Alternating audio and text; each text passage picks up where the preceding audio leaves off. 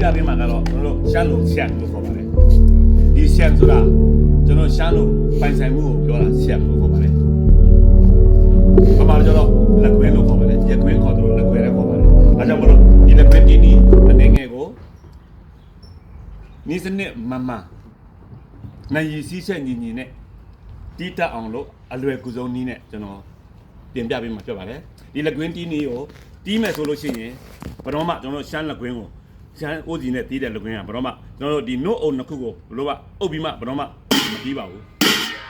အဲ့လိုမတီးရပါဘူးအဲ့လိုအုပ်ပြီးတီးချအပြည့်လက်ခွင်းကခဏလေးကွဲမှာဖြစ်ပါတယ်ခံရပြက်စီးရွရွမှာဖြစ်ပါတယ်ဒါကြောင့်မလို့ဒီလက်ခွင်းတီးမယ်ဆိုလို့ရှိရင်လက်ခွင်းကိုအဖျားကတ်တီးတာဒီမျိုးတီးချက်ကိုတချမ်းချင်းနို့အုံကိုမအုပ်ဘဲနဲ့တီးလို့ရှိရင်လေမလုံးမပါ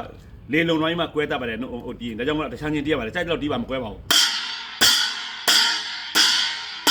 ဒီတော့မှဆက်ပြီးတော့တီးရပါတယ်ရှောင်းဦးစီကိုတီးတော့မယ်ဆိုလို့ရှိရင်မောင်းတံကိုကျွန်တော်တို့အဓိကထားပြီးတော့မှလက်ခွင်းကလက်တီးရပါမယ်ဒီချိန်မှာဦးစီမတီးသေးပါဘူးမောင်းကိုတီးပြမှာပဲဒီမောင်းကိုတီးတဲ့ချိန်မှာ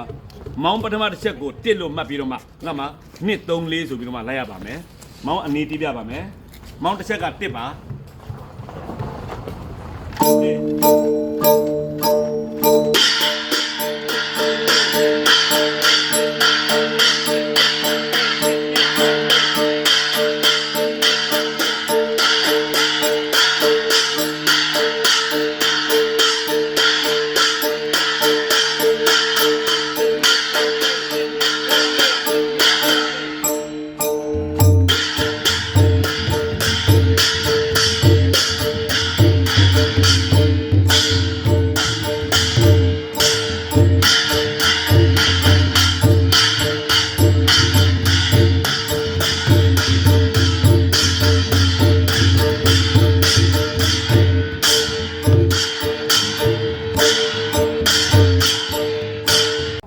လက်ကွင်းတီးတာကိုပြန်ပြပေးပါမယ်။မောင်းကတစ်ဖြစ်ပြီးတော့မှလက်ကွင်းက1 3 4ဖြစ်ပါတယ်။အဲတော့မောင်းကိုတစ်ပြီးမှတစ်ပြီးတာနဲ့1 3 4ကိုတီးမယ်။ဒီမောင်းနေပြီဖြစ်စေမြန်ပြီဖြစ်စေ1 3 4ကိုပုံမှန်လေးဒီတိုင်းပဲတီးသွားပါမယ်။အိုးစီတူတူကြိုက်တယ်လို့တီးပါတီး